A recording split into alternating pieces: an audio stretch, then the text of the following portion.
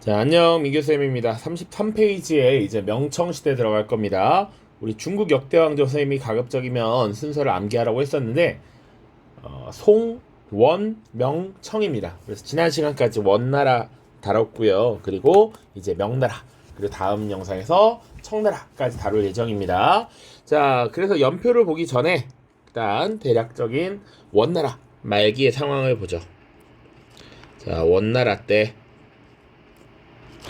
자, 당시에 화폐, 지폐인 교초가 남발되었다라고 했고요. 그래서 물가가 폭등하면서 당시에 일반적인 백성들이 먹고 살기 힘든 이런 상황이었죠.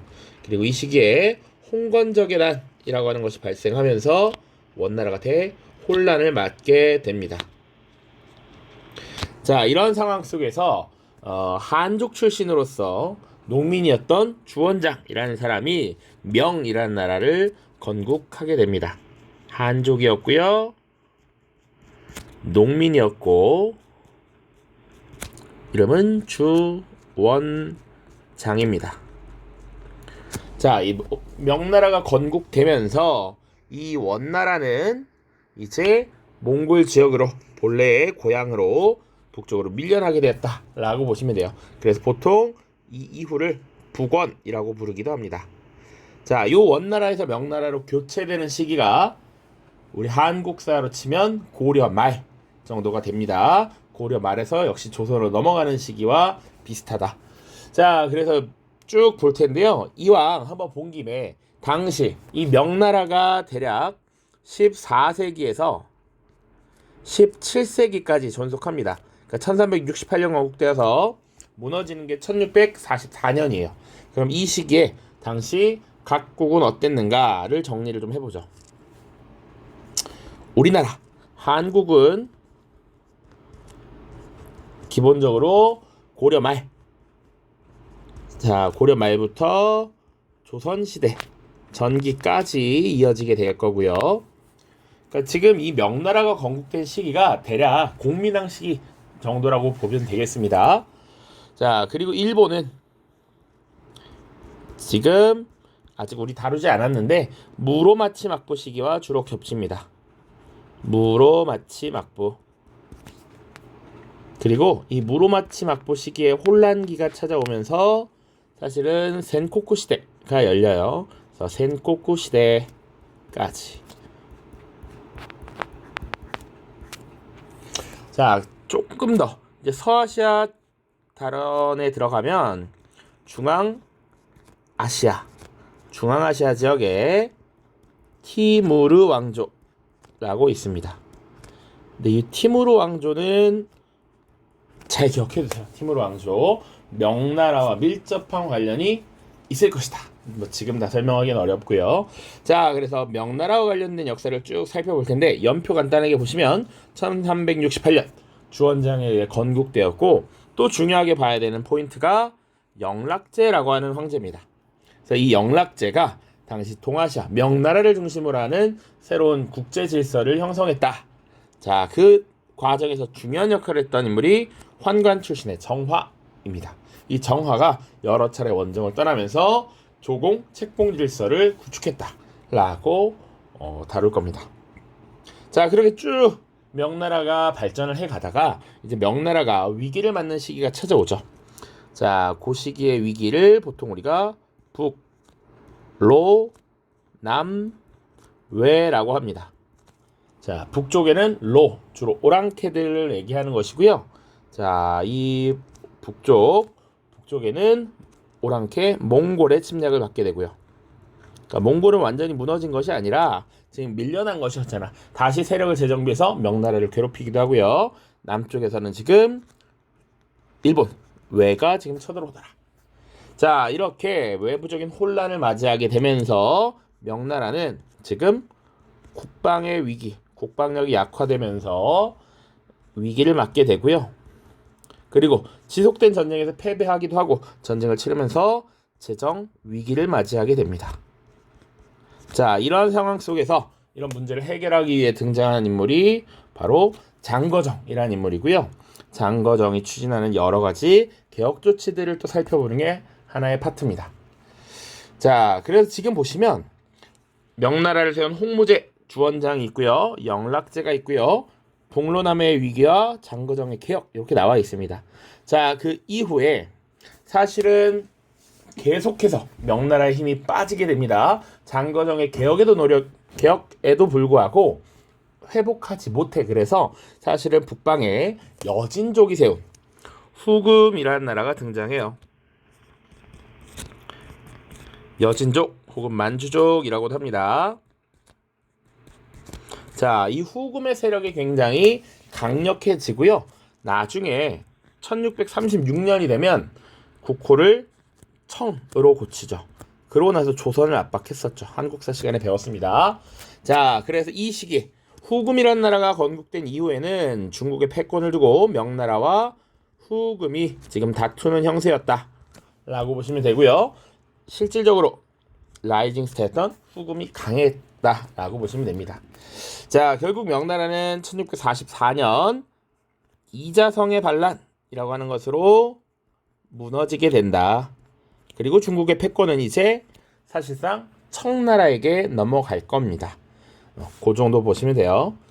자, 그래서 내용을 디테일하게 보시죠. 홍무제부터 보도록 하겠습니다. 자, 건국자 이름은 주원장입니다.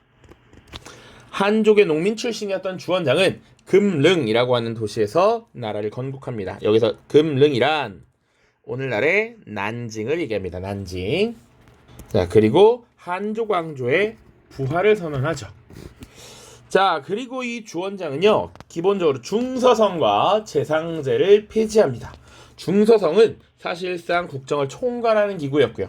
제상이라고 하는 역할은, 관직은 사실상 황제를 보좌하면서 국정을 총괄하는 관직이었어. 이것을 폐지했습니다. 자, 그리고 행정 실무를 담당하는 육부를 황제에 직속시켜서 황제의 독재 체제를 강화하려 했다라고 보시면 돼요. 그래서 모든 권한을 황제가 독점하고 황제가 권한을 행사하려고 했다. 자, 이 명나라는 향촌 사회에 대해서도 철저하게 통제하기 위해서 여러 가지 조치를 취하게 됩니다. 자, 대표적인 것이 바로 이갑제라고 하는 제도예요. 그래서 마을 단위로 지금 리장, 갑수라고 하는 것을 뽑아서 마을 단위로 조세를 징수하고 그리고 치안을 유지하도록 한 겁니다. 향촌 자치라고 보시면 돼요. 자, 그리고 안정적으로 국가에서 세금을 걷어야 했기 때문에 어린도책이라고 하는 토지대장을 만들게 되고요. 부역황책이라고 하는 노란 표지의 책, 호적대장을 다시 만듭니다. 자, 특히 이 토지대장은요, 이 네모난 문서에 이렇게 땅의 모양과 넓이를 표시했다.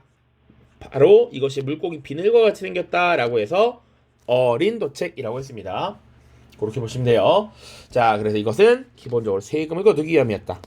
자, 그리고 몽골, 원나라 때는 몽골족이 가장 우선이었고 몽골인이 우대를 받았단 말이야. 그렇게 억눌려와 있었던 한족의 문화를 다시 부흥시키기 위해 노력합니다. 그래서 성리학을 통치 이념으로 삼았다. 자, 그리고 백성들에게 지금 유교윤리, 성리학적 유교윤리를 널리 알리기 위해서 황제가 직접 6가지 덕목을 정하고 이것을 백성들에게 전파하도록 했습니다. 육유를 반포하였다. 선지에 자주 나오는 내용입니다. 자, 유교 잠깐 밑에 보실 수가 있습니다. 자, 여기 육유 나와 있습니다. 부모에게 효도하고 윗사람을 존경하며 마을 사람들과 화목하고 자손을 잘 교육하며 저마다 하는 일에 만족하고 잘못을 저지르지 마라. 우리가 삶을 살아가면서 기본적으로 지켜야 될 윤리들을 백성들에게 가르쳤다라는 것이죠. 유교의 생활화라고 보시면 되겠습니다. 자, 그리고 명나라 때는 과거제를 정비하고 학교를 설립합니다. 자, 우리 원나라 때는 과거제가 크게 중요하게 여겨지지 않았다라고 얘기했습니다. 이것을 다시 재정비했다. 자, 그리고 학교를 설립했는데 여기서 조금 특징적으로 봐야 되는 건 기본적으로 과거제와 학교제를 결합했다라는 겁니다. 자, 이 말은 뭐냐? 기본적으로 학교에 다녀서 학위를 가져야 과거 시험을 볼 수 있도록 했다라고 이해하시면 됩니다.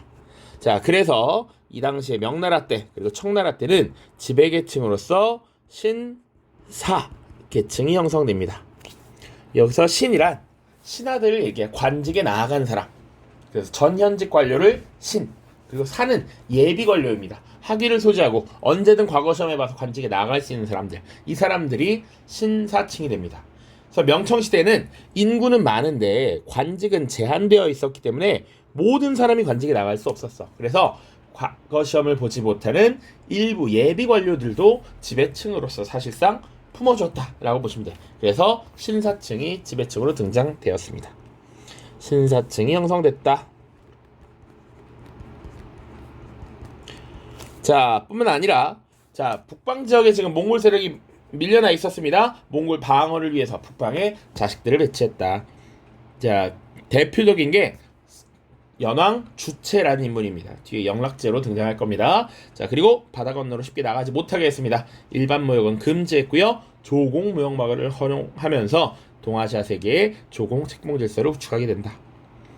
자, 그래서 지금 주원장 살펴봤는데요. 밑에 북벌 경문 보시면 원나라의 신하들 이들은 조상에 남긴 가르침을 지키지 아니하고 사람이 지켜야 할 도리를 무너뜨렸다. 이제 군대를 보내서 여러 오랑캐를 북으로 몰아냄으로써 백성을 도탄해서 구하고 중화의 예의 제도를 회복하고자 한다. 자, 그래서 원나라를 몰아내는 과정에서 주원장의 경문 보시면 되겠습니다. 자, 그 이후에 사실은 2대 황제, 건문제라고 하는 황제가 있습니다. 자, 이 건문제라고 하는 황제는 사실은 홍무제의 손자입니다. 원래 후계자였던 태자의 아들이야. 그러니까 태자가 빠르게 죽고 그 아들이 지금 황제 자리를 물려받았습니다. 자, 문제는 이 어린 황제가 즉위했을 때 삼촌들이 굉장히 많이 있었단 말이지. 그 삼촌들을 견제하려고 했는데 그것을 가만히 당하고 있을 수만은 없었던 삼촌 주체라고 하는 인물이 사실상 조카를 제끼고 지금 황제 자리에 올랐다. 그것이 영락제입니다. 그래서 지금 조카를 제끼고 황제가 된 요 사건을 정난의 변이라고 해요. 정난의 변을 통해서 황제를 즉위했고, 그리고 그래서 대내적으로 정통성을 확보하고 황제권을 강화하는 것이 당시 연왕 주체 영락제의 과제였다. 자, 이 사람은 자신이 사실은 북방 지역의 몽골군을 막으러 갔었단 말이죠. 그의 근거지였던 북방 지역 베이징으로 수도를 옮겼고요. 그리고 자금성이라고 하는 궁궐을 새롭게 건립하였습니다.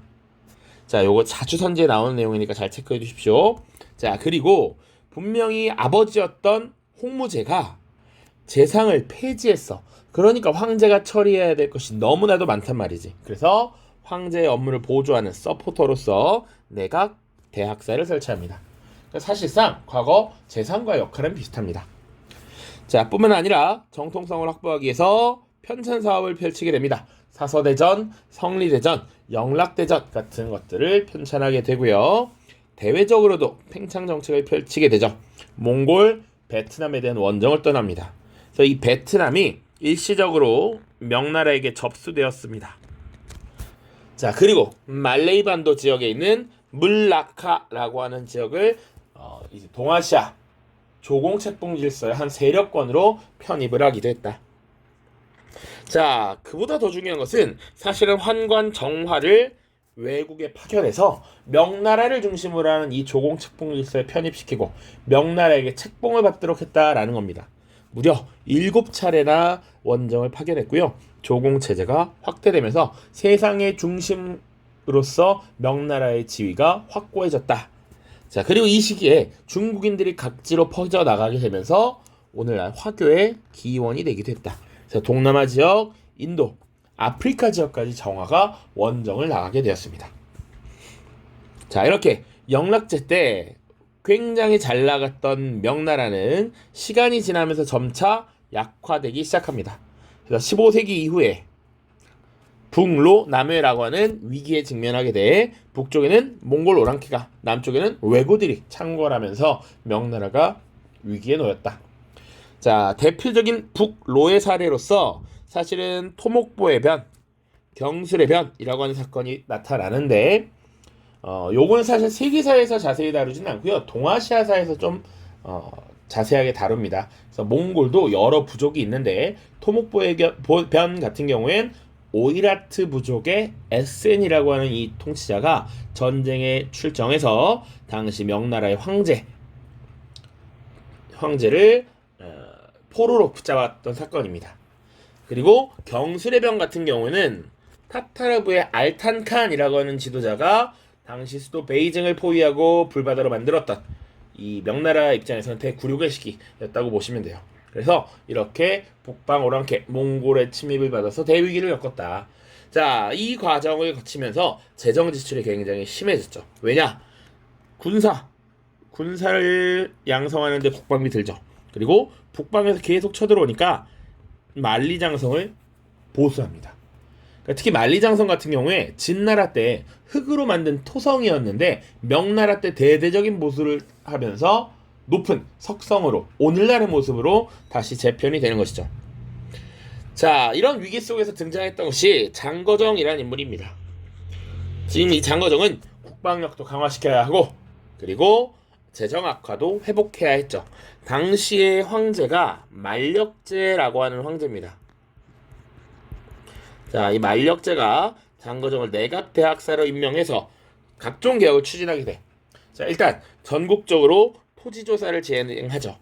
그래서 세금이 나올 수 있는 땅을 열심히 조사해서 찾아냈다라는 거야. 자, 그리고 당시에 굉장히 복잡하게 펼쳐져 있던 여러 가지 조항의 세금들을 정리합니다. 그래서 일조편법이라고 하는 세금을 만들었다. 자, 요거는 단순하게 정리하면 세금을 통폐합한 겁니다. 세금을 통폐합. 무슨 말이냐? 당시에 땅에 대한 세금도 여러 가지가 있었어. 지세인데 지세도 여러 가지 종류, 각종의 지세가 막 있었고요. 그리고 정세도 여러 가지 조항으로 나뉘어서 지금 여러 개의 부담을 지고 있었습니다. 자, 이 각종 지세와 정세를 한 가지 조항으로, 한 개의 조항으로 정리했다.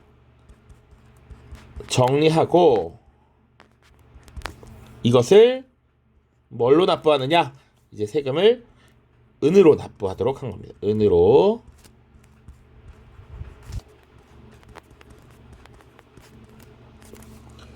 자, 지금 땅에 대한 세금이 여러 가지 있었고 사람 머리에게 매기는 세금이 여러 가지가 있었는데 지세 한 가지 조항, 정세 한 가지 조항으로 다 통합을 시켜서 이제 오로지 은으로 납부하도록 한 것이다. 그러면 왜 은으로 하필 세금을 납부하라고 했느냐? 이 은이라고 하는 것이 유럽의 신항로 개척 이후로 굉장히 많이 유입되기 시작했습니다. 유입이 증가되었어요. 자, 국제화폐로서 은이 통용되면서 당시 유럽의 여러 나라들이 중국의 도자기, 중국의 차, 중국의 비단을 사갖고 가는데 그 과정에서 은 유통이 굉장히 활발해졌거든. 그래서 이 은으로 세금을 납부하도록 하는 일조편법이 시행되고 확대되었다. 이것은 청나라 때 새로운 제도인 지정은제가 시행되기 전까지 이어집니다. 자, 그러면 장거정의 개혁은 성공적이었는가? 막상 장거정이 죽은 이후에 이 개혁이 제대로 추진되지 못하면서 재정난이 더욱 심화됩니다. 이거 과거의 어떤 시대와 비슷해? 송나라 때 왕안석 비슷합니다. 신법을 단행했는데 왕안석이 죽고 나서 사실상 당쟁에 휘말리면서 신법이 제대로 추진되지 못했다. 자, 그리고 각종 농민 반란들이 일어나게 되었습니다. 뿐만 아니라 사실은 이 만력제 시대에 국방이 굉장히 약화되고 재정을 과다 지출하게 된 세 개의 큰 전쟁, 사건이 있는데 그 대표적인 것이 바로 임진왜란입니다. 그러니까 여러 전쟁, 내부의 반란을 수습하는 과정에서 엄청나게 돈을 많이 쓰게 됐고 재정난이 더욱 심화되었어. 국력은 소비되었어. 그러다 보니까 그 과정에서 북방의 이민족이었던 여진족이 크게 성장하게 되죠. 그래서 이 여진족이 1616년에 후금이라는 나라를 건국하게 되고요. 지속적으로 명나라와 경쟁을 벌이게 되죠. 심지어는 이 후금이 세력을 더욱더 키우면서 1636년에 청이라고 하는 국호를 사용하게 되지. 자, 그래서 여진과의 지속적인 전쟁 과정에서 지금 명나라가 굉장히 많이 쇠퇴해졌고, 당시 이자성이라고 하는 인물의 반란이 일어나게 되면서 사실상 수도였던 베이징, 자금성이 털리게 되더라. 명나라의 마지막 황제는 자결함으로써 명나라가 문을 닫게 됩니다. 그래서 사실 청나라에 의해서 접수된 것이 아니라 이자성의 반란으로 지금 명나라가 무너지고, 이 이자성이 지금 나라를 만들었어요. 그 나라 이름이 대순이었습니다. 이 대순을 청나라가 접수함으로써 청나라가 중국을 패권이 되는 것이죠. 그래서 요 위로 다시 올라가면 이자성의 난으로 명나라가 멸망했다라고 돼 있는데, 청나라는 저 동북 지역에 있단 말이지. 당시에 청나라와 이 명나라의 경계를 지키고 있었던 장수 중에 오삼계라는 인물이 있습니다. 이 오삼계라고 하는 인물이 당시 청나라를 도와줘요. 청나라의 황제가 순치제라고 하는 황제인데, 이 오삼계의 도움을 받아서 명나라가 무너진 그 명나라의 옛 땅에 무혈 입성을 이렇게 하게 되죠. 그래서 중국의 패권을 청나라가 가져가게 되었다. 자, 이 명나라의 장수, 게임으로 치면 미드 열어준 거야. 이 오삼계가 너무 고맙지. 그래서 당시 청나라의 황제는 이 오삼계를 남방 지역에 사실상 제후로 임명합니다.